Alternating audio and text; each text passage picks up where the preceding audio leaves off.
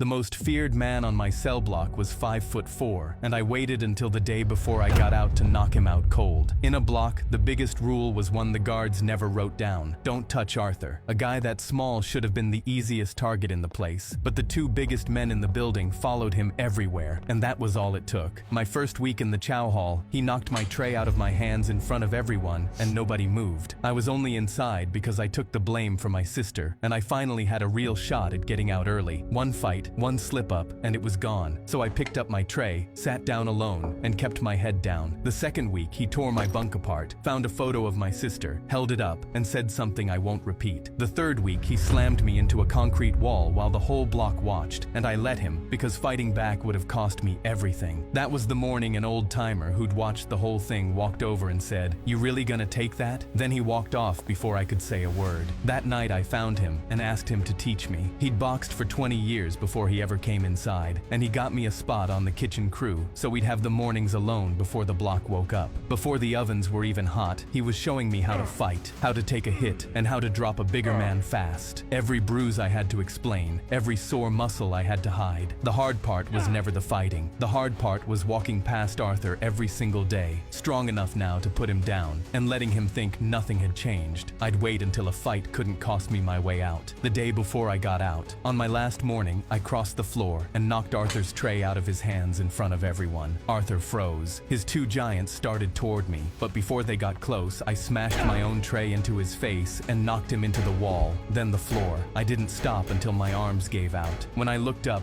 the two giants hadn't moved. I told them I might not make it out of here, but one of them wouldn't either, and they could tell I meant it. Both of them wet their pants and ran out of that chow hall. It turned out the two scariest men on the block were pussycats, and nobody had ever called their bluff. I walked out the next morning a free man. My sister never found out what it cost me. I'd do it again.